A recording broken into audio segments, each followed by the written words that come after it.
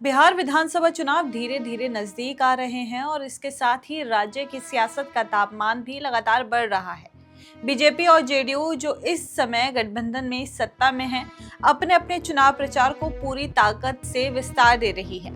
अब इस चुनाव दौर में बिहार का कोसी इलाका एक बार फिर से चर्चा में है, जिसे बिहार की राजनीति का गेम चेंजर माना जाता है। नमस्कार, आदाब, आप देख रहे हैं द हिंदी टॉप और मैं हूं आपके साथ साम्या खान।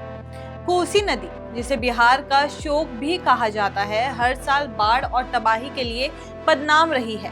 लेकिन यही कोसी नदी से जुड़ा इलाका चुनावी राजनीति में बेहद अहम भूमिका निभाता है। इस क्षेत्र की कुल 12 विधानसभा सीटें हैं। निर्मली, पिपरा, सुपौल, फुलपरास, महिषी, सिमरी, बख्तियारपुर, बेलदौर, आलमनगर, बिहपुर, गोपालपुर, रुपौली और बरारी। ये सीटें इतनी अहम इसलिए हैं क्योंकि इन पर अत्यंत पिछड़ा वर्ग यानी कि ईबीसी का प्रभाव ज्यादा है। यही वजह है कि पिछले चुनाव में ये इलाका जेडीयू और बीजेपी गठबंधन के लिए वरदान साबित हुआ था। अगर 2020 के विधानसभा चुनाव पर नजर डालें तो शुरुआत में एनडीए यानी कि जेडीयू बीजेपी गठबंधन के लिए हालात खराब दिख रहे थे, मगर क्षेत्र की 26 सीटों पर पहले चरण के मतदान में महागठबंधन को बढ़त मिल गई थी। इनमें जेडीयू एक भी सीट नहीं जीत सकी थी और बीजेपी केवल 3 सीटें जीत पाई थी। उस समय लग रहा था कि महागठबंधन सरकार बनाने की स्थिति में आ जाएगा, लेकिन इसके बाद हालात बदले। उत्तर बिहार के कोसी और मिथिलांचल क्षेत्र ने एनडीए को सहारा दिया। मिथिलांचल की 86 सीटों में से 55 पर एनडीए की जीत हुई। वहीं कोसी क्षेत्र की 12 सीटों में से 11 पर एनडीए ने जीत हासिल की। इनमें 10 सीटें अकेले नीतीश कुमार की पार्टी जेडीयू के खाते में गई। आरजेडी सिर्फ सिमरी बख्तियारपुर सीट जीत पाई। इस तरह कहा जा सकता है कि कोसी और मिथिलांचल ने नीतीश कुमार की सरकार को बचाने में बड़ी भूमिका निभाई थी। कोसी क्षेत्र की इन सीटों पर जेडीयू की पकड़ पुरानी है। 2010 के चुनाव में जेडीयू बीजेपी गठबंधन ने यहां 11 सीटें जीती थी, जिनमें से 8 जेडीयू और 3 बीजेपी के पास गई थी। आरजेडी को केवल 1 सीट मिली थी।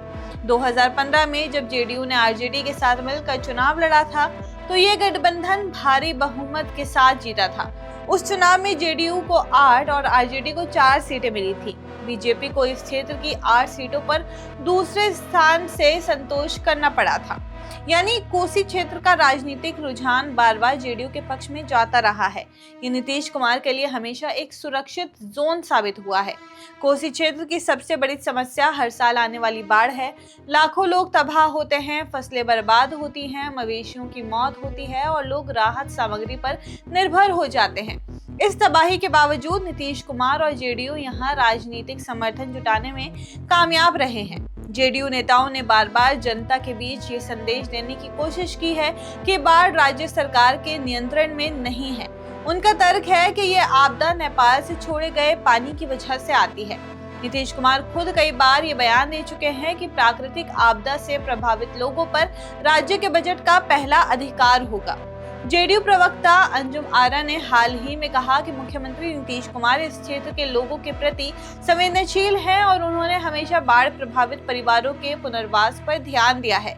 दूसरी ओर विपक्षी दलों का दावा है कि इस बार हालात अलग होंगे। पूर्व आरजेडी विधायक यदुवंश कुमार का कहना है कि कोसी की सामाजिक संरचना भले ही जेडीयू के पक्ष में रही हो, लेकिन अब समीकरण बदल रहे हैं। उनका कहना है कि ओबीसी वर्ग में नीतीश कुमार की लोकप्रियता घट रही है और इसका सीधा असर आगामी चुनाव पर दिख सकता है। बता दें कि कोसी की राजनीति केवल स्थानीय समस्याओं तक सीमित नहीं है। यहाँ की 12 सीटें बिहार की सत्ता का गणित तय करती हैं। 2020 में जब गठबंधन के लिए हालात मुश्किल हो गए थे, तब कोसी और मिथिलांचल ने नीतीश कुमार को बचाया था। यही वजह है कि इस बार बीजेपी और जेडीयू दोनों इस क्षेत्र पर पूरी ताकत झोंक रही हैं। आपकी इस खबर पे जो भी राय है हमें कमेंट्स करके जरूर बताइए और ऐसे ही और जानकारी के लिए आप हमारे चैनल द हिंदी टॉप को सब्सक्राइब कर लें। इसके अलावा आप हमें एक्स, फेसबुक और इंस्टाग्राम पर भी फॉलो कर सकते हैं।